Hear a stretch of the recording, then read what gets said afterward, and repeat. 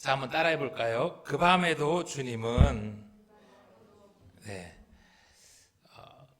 김장한다고 무척 힘드셨던 분들 많이 계셨을 텐데 그 피곤함을 뚫고 예배의 자리에 오신 여러분들, 그리고 또 온라인으로 예배 드리는 분들 축복합니다.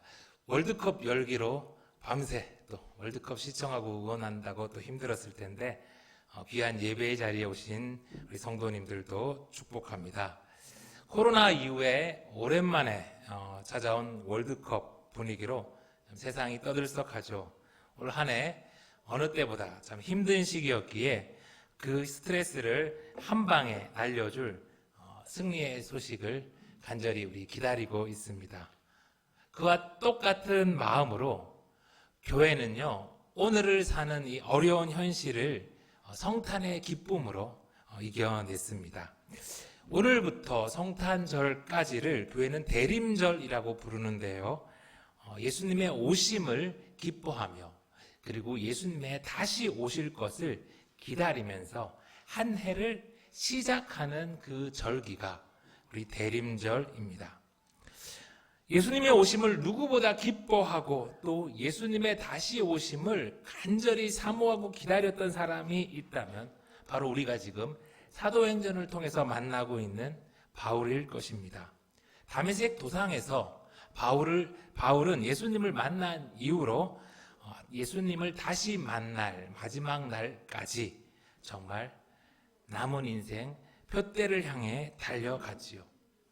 3번의 전도 여행을 통해서 한 10여 년간 이방 땅에 열심히 복음을 전했던 바울은요, 마침내 자기 민족이 있는 예루살렘에 들어가게 되었습니다. 그런데요, 성령님께서 미리 경고를 해주신 대로 이 예루살렘에 도착한 바울은 도착하자마자 유대인들에게 무지하게 많이 얻어맞고 죽을 뻔한 고비를 넘기게 되죠. 겨우 그렇게 맞아가는 가운데 그 자기 영내의 폭동으로 인해서 사람이 죽을 것을 염려한 이 로마 군인 천부장의 도움으로 바울은 겨우 이제 자기 목숨을 건지게 됩니다. 그런데 이 로마 천부장이요, 바울이 로마의 시민권자인 것을 모르고는 그 바울을 잡아다가 또 신문하고 감금해서 바울은 불필요한 고생을 또 하게 됩니다. 그런데 그 고난으로 인해서, 그 고생으로 인해서 바울은 마침내 이 천부장의 도움으로 예루살렘 산헤드린 공회 그 중심지에서 복음에 대해서 말할 수 있는 기회를 얻게 되죠. 23장 1절이 오늘 그 내용입니다. 바울이 공회를 주목하여 이르되 여러분 형제들아 오늘까지 나는 범사의 양심을 따라 하나님을 섬겼노라 하거늘. 그렇게 질컷 참 괴롭힘을 당하고 고생한 바울이 이제 그들을 만나 그 자리에 서게 되었을 때 지금 뭐라고 부르고 있죠? 한 해 두 해도 아니고 10여 년 동안 바울을 방해하고 그렇게 바울을 괴롭혔던 그 유대의 종교 지도자들인데, 저 같으면 그들을 만났을 때 에라이 독사의 자식들아 라고 했을 것 같은데 오늘 바울이요, 그들을 형제라고 부릅니다. 그리고 그들에게 자기는 범사의 양심에 따라서 하나님을 섬겼다라고 그렇게 이야기해요. 바울을 이단의 괴수라고 생각하는 그 유대의 종교 지도자들에게 나는 당신들과 똑같이 야훼 하나님을 섬기는 그런 사람이다라는 말이죠. 그렇게 참 점잖게 이렇게 이야기하는 바울한테 돌아오는 것은 2절입니다. 대제사장 아나니아가 바울 곁에 서 있는 사람들에게 그 입을 치라 명하니. 바울은 전혀 공격적으로 그들을 비난하지도 욕하지도 않았어요. 그런데 형제라고 부르면서 나도 여러분들과 같은 하나님을 섬기는 그런 사람이라고 이야기한 바울에게 돌아오고 있는 것은 대화가 아닌 또 다른 모욕과 폭력이었습니다. 겨우 한마디 했는데 말이죠. 사람 얼굴을, 그것도 여러 명에서 입을 때리다니요. 얼마나 여러분 기분 나빴을까요? 로마의 천부장도 로마의 시민권자였던 바울을 때리고 감금한 것 때문에 어쩔 줄 몰라 했잖아요. 그런데 지금 바울을 때린 게 누구입니까? 로마 천부장도 아닌 일개 피지배인 그 식민지인들이었단 말이에요. 그 유대인들이 감히 로마 시민권자를 때리다뇨. 전날부터 가뜩이나 기분 나쁘고 독이 올랐더니 바울이 로마의 천부장한테 지금 보고 있잖아요. 한마디만 했으면 저 나 때린 놈, 로마의 시민권자를 감히 저 때린 놈 합당한 벌을 내리라고 한마디만 했다면 아마 로마의 천부장은 전날에 미안함도 있어가지고 그 자리에 개입해서 아마 극형으로 다스렸을 것입니다. 그런데 오늘 바울이 그렇게 하지 않아요. 3절을 볼까요? 바울이 이르되 회칠한 담이여 하나님이 너를 치시리로다. 내가 나를 율법대로 심판한다고 앉아서 율법을 어기고 나를 치라 하느냐 하니 곁에 선 사람들이 말하되 하나님의 대제사장을 내가 욕하느냐. 정말 자신을 기분 나쁘게 모욕하고 때린 그들에게 복수하는 대신 바울은 그들을 하나님의 심판에 맡겨요. 무지 화나고 자존심이 엄청 상했을 텐데 오늘 바울이 왜 그러나요? 1절에 바울이 고백한 대로 바울은 그들조차도 진정 형제로 대하고 있기 때문입니다. 지금 바울이요, 이 예루살렘 산헤드린 공회까지 온 이유는 그들과 싸우기 위해서가 아니었어요. 바울은 그들을 진정으로 형제라고 생각하면서 그들에게도 복음을 전하고 싶었기 때문이에요. 그들이 오해하고 있는 예수님에 대해서 제대로 알려주고 싶었어. 바울은 자신의 억울함과 분함을 다 하나님께 맡기는 거예요. 그런데 일이 또 꼬이려고 그랬는지 바울이 회칠한 담이여 라고 부른 그 사람이 바로 대제사장 아나니아였죠. 사실 그는 바울의 오늘 이 말대로 회칠한 담 같았어요. 겉만 하얗지 번지르하지 속은 시꺼먼 그런 종교인으로 하나님의 심판을 받아 마땅한 자였습니다.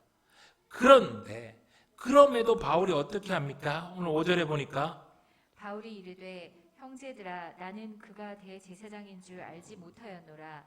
기록하였으되 너의 백성의 관리를 비방하지 말라 하였느니라 하더라. 그 못된 대제사장을 그리고 그 형제 사람들을 바울은 끝까지 형제로 대합니다. 그리고는 그가 대제사장인 줄을 알지 못했다고 맞은 바울이 도리어 사과를 합니다. 때린 이가 사과를 해야 되는데 말이죠. 그것도 바울은 율법을 인용하면서 사과하죠. 왜요? 그들이 율법을 사랑하니까 율법을 존중하고 그들을 인정해주고 있다는 것이에요. 바울이 왜 이렇게까지 합니까? 대화를 이어나가면서 그들에게도 복음을 전하기 위해서 그런 거예요. 설교를 준비하면서 한참을 생각해 봤습니다. 나는 과연 이럴 수 있을까? 나도 이런 일을 당했던 적들이 있는데 내가 힘이 생긴다면 바울과 같이 그럴 수 있을까? 못할 것 같더라고요. 겉으로는 목사라서 형제라고 부르겠지만 속으로는 여전히 이 회칠한 담 같은 놈 그럴 것 같더라고요. 여러분 그런데요 바울은 그들에게 복음을 전하기 위해서 그들을 하나님과 다시 화목해 하기 위해서 자신을 모욕하고 자신을 때린 그들을 여전히 형제로 대하고 있고 자신이 당한 수치와 고생쯤은 대수롭지 않게 넘어갑니다. 바울은 정말 그들을 사랑했고 그 사랑을 위해서 자기가 희생했죠.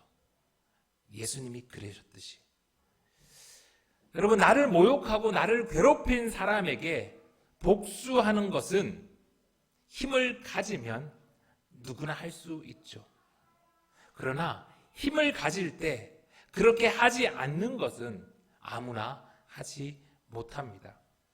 기회가 생길 때 복수하면 속은 시원할 것입니다. 그러나 그것으로 끝입니다. 바울과 같이 그들에게 복음을 전할 수도 그 영혼을 구할 수도 없으니까요. 복음 때문에 수치와 고난을 감당해야 할 제자들에게 예수님은 그 괴로움을 미리 아시고 이렇게 말씀하셨습니다.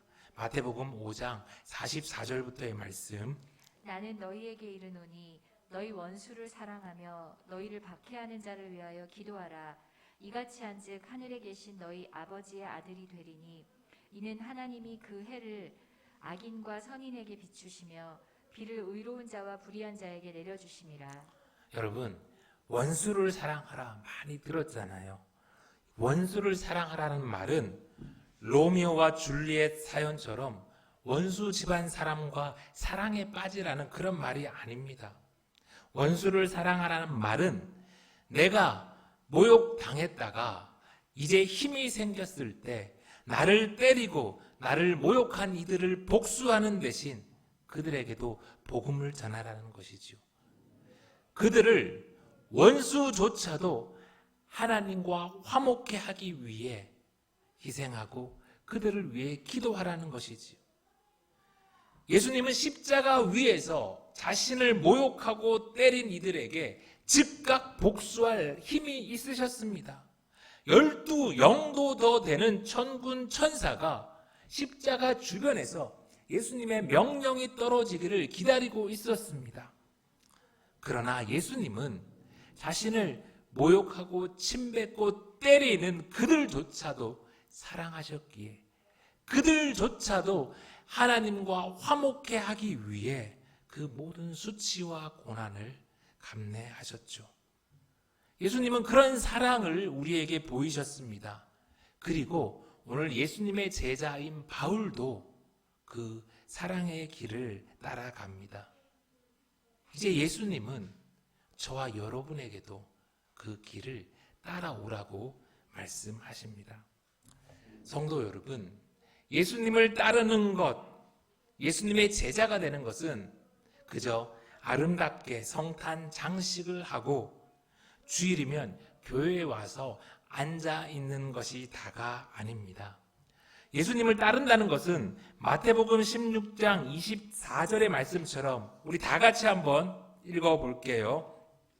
이에 예수께서 제자들에게 이르시되 누구든지 나를 따라오려거든 자기를 부인하고 자기 십자가를 지고 나를 따를 것이니라.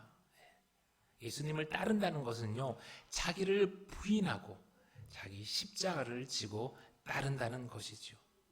이 길이 불가능해 보이지만 오늘 예수님의 제자 바울은 먼저 이 길을 따라가고 있습니다.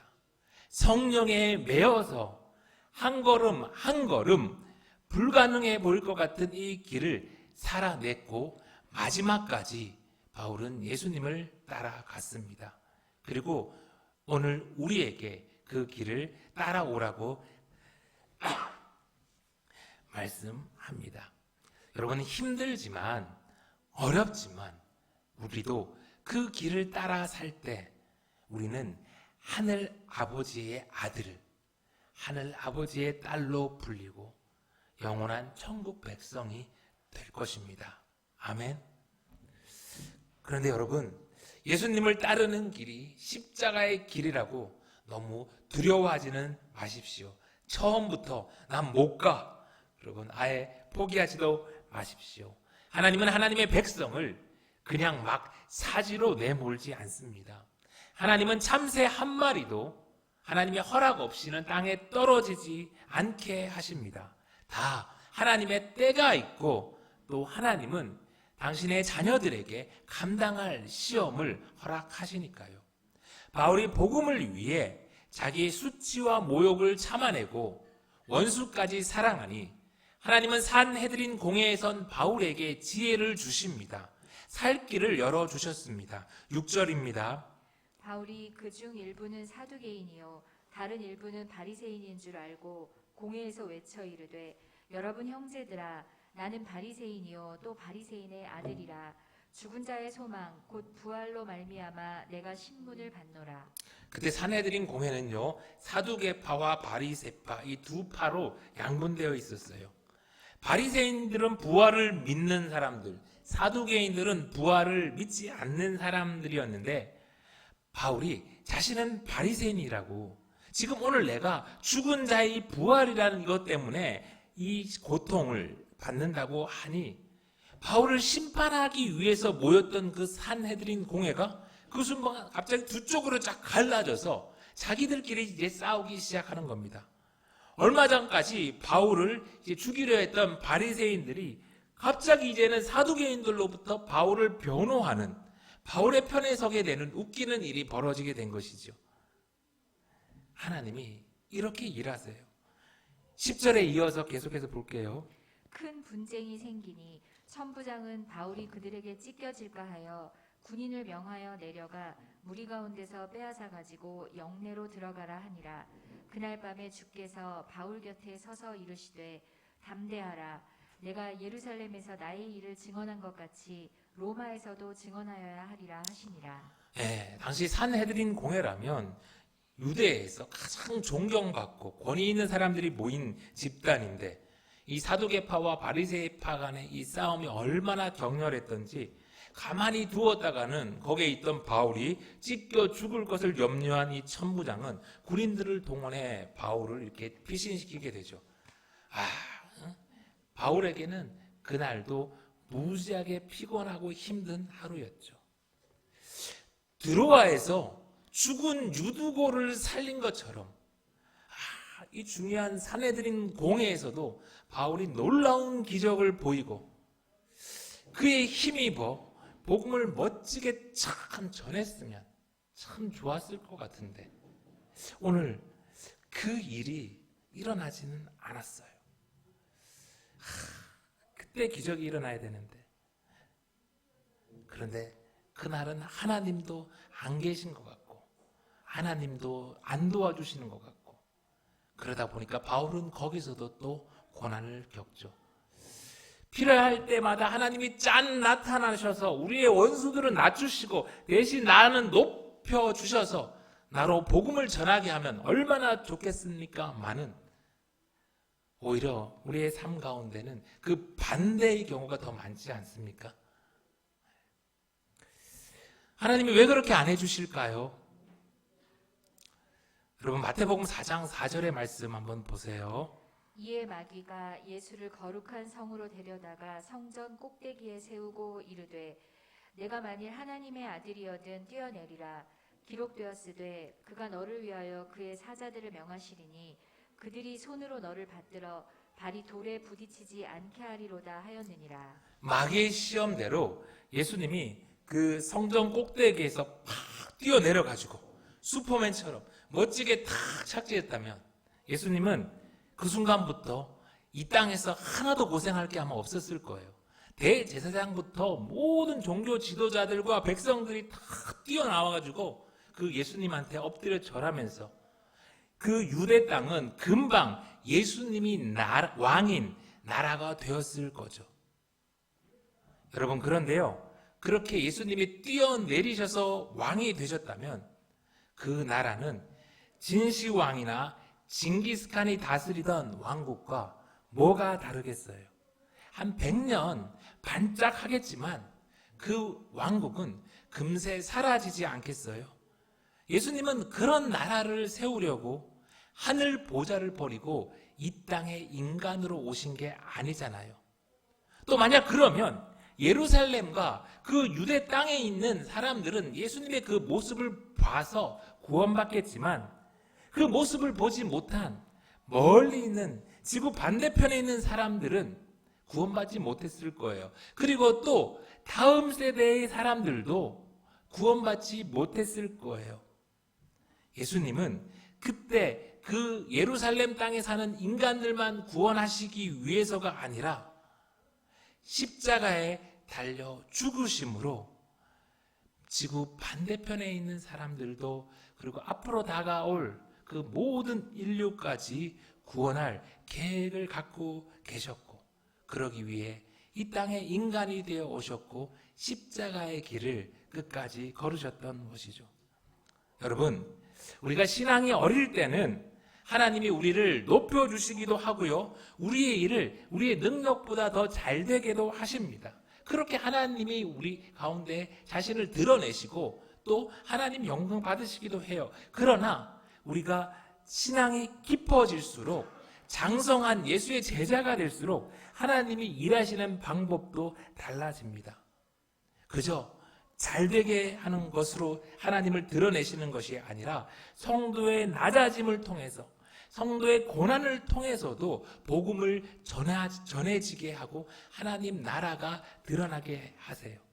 예수님이 가장 높은 곳에서 가장 낮은 곳으로, 가장 연약한 인간의 모습으로 오셔서 하나님 나라가 임한 것처럼 예수의 제자인 우리도 우리의 힘과 권력과 잘남이 아니라 우리의 낮아짐을 통해서 하나님 나라가 드러나게 하세요. 어렸을 때부터 우리는 종종 예수 믿으면 범사에 잘되고 육신도 건강해지고 영혼까지 구원받는다는 이야기를 많이 들었습니다. 좀 커서는 예수 믿으면 긍정의 힘이 작용해서 모든 일이 하나님의 도움으로 술술 잘 풀릴 거라는 이야기를 들었죠. 그런데 예수님을 열심히 믿고 따르는데 꽃길이 아니라 가시밭길이 자꾸 펼쳐지고 고난이 오고 자꾸 낮아지게 되니까 내가 예수님을 잘 믿는 것인지, 하나님이 나를 버리신 것은 아닌지, 내가 잘못된 길을 가고 있는 것은 아닌지 두렵고 때론 의심이 들기도 합니다. 여러분, 아니에요.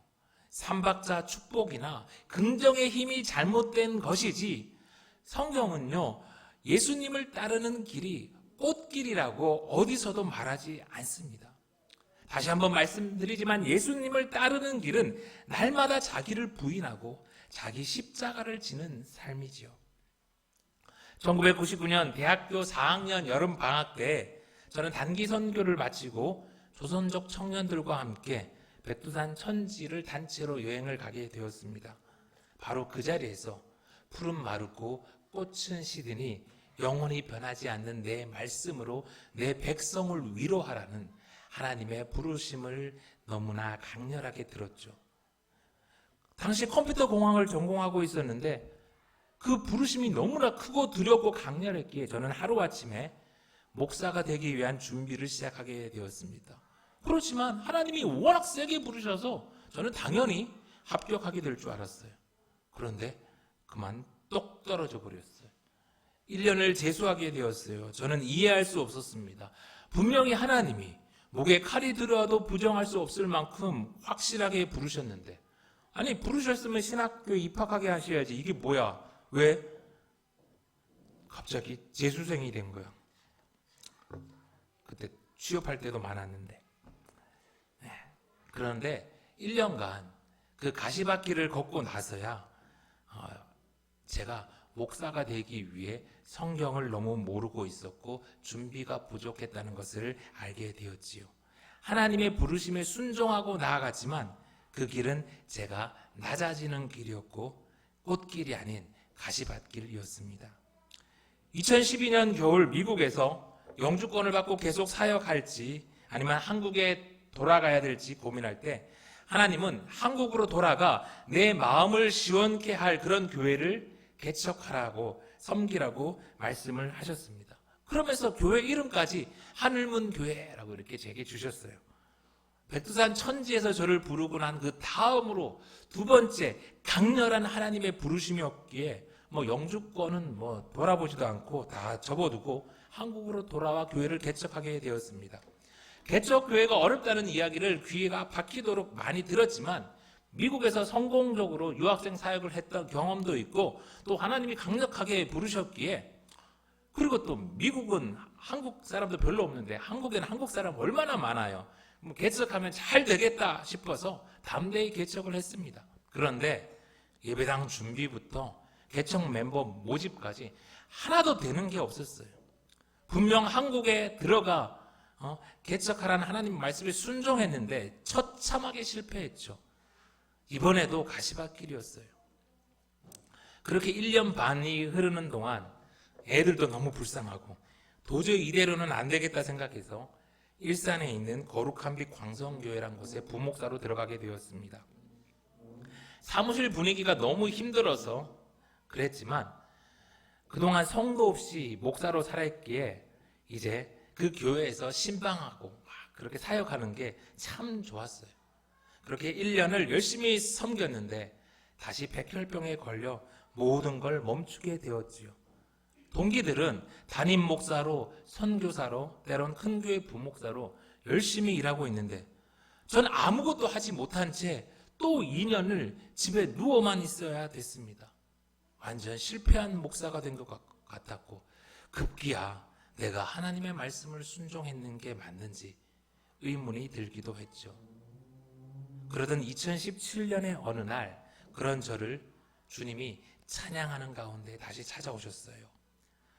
온 땅의 주인 되신 주님이 내 이름 아시며 상한 마음 돌보네. 어둠을 밝히시는 새벽별 방황하는 내 마음 주의 길 비추시네. 나로 인함이 아닌 주가 행하신 일로 나의 행함이 아닌 오직 주로 인하여 나는 오늘 피었다 지는 이름 없는 꽃과 같네. 바다에 있는 파도 안개와 같지만 주는 나를 붙드시고 부르짖음 들으시며 날 귀하다 하시네. 그렇게 찬양을 부르고 또 부르는 가운데 온 땅의 주인 되신 주님을 다시 만났고 다시 한번 교회를 개척해서 오늘에 이르게 되었습니다. 사랑하는 성도 여러분, 우리가 예수님을 따를 때 우리에게 언제나 꽃길이 열리는 것은 아닙니다. 그러나 예수의 제자로 우리가 예수님을 따라 산다면 하나님은 언제나 우리와 함께 하십니다. 때로 실패하고 방황하고 쓰러지지만 내가 무가치한 존재로 실패한 인생으로 느껴지지만 주님은 그런 우리를 붙드시고 그런 우리의 부르짖음을 들으시고 우리를 귀하다 하십니다. 분명 그날도 산헤드린 공회에서 돌아온 바울은 만신창이가 되었을 것입니다. 그 혼란과 싸움 속에 하나님은 어디에도 보이지를 않았습니다. 그러나 11절의 말씀, 그날 밤에 주께서 바울 곁에 서서 이르시되 담대하라. 내가 예루살렘에서 나의 일을 증언한 것 같이 로마에서도 증언하여라 하리라 하시니라. 아마 바울은 그날도 피곤하고 속상한 마음이었지만 주님을 위해 찬양하고 기도했을 거예요. 그리고 저를 찾아오신 주님이 아마 그 밤에도 주님은 바울을 찾아가셨고 바울 곁에 계셨을 거예요. 임마누엘, 하나님이 우리와 함께 계신다는 이름대로 눈에는 보이지 않았지만 주님은 그 낮에도 그 밤에도 바울과 함께 하셨습니다. 지친 바울을 좋으신 주님은 위로해 주셨고 예루살렘에서 나의 일을 잘 증언했다고 인정해 주셨고 담대하라고 새롭게 힘과 용기를 주셨습니다. 그리고 앞으로 로마에 가서도 복음을 더 전해야 한다는 사명까지 또 주셨지요. 사랑하는 성도 여러분, 예수님을 따라가는데 자꾸 괴로운 일이 생기고 고난이 옵니까? 내가 제대로 가고 있는 것인지 의심이 들고 때론 두려우십니까? 여러분, 염려하지 마십시오. 담대하십시오. 예수님 때문에, 복음 때문에 고난받고 낮아진다면 우리는 제대로 가고 있는 것입니다. 아니, 기뻐하고 즐거워하십시오. 마태복음 5장 11절, 나로 말미암아 너희를 욕하고 박해하고 거짓으로 너희를 거스려 모든 악한 말을 할 때에는 너희에게 복이 있나니 기뻐하고 즐거워하라. 하늘에서 너희의 상이 큼이라. 눈에 보이지 않을 뿐 주님은 낮에도 밤에도 우리와 함께 하십니다.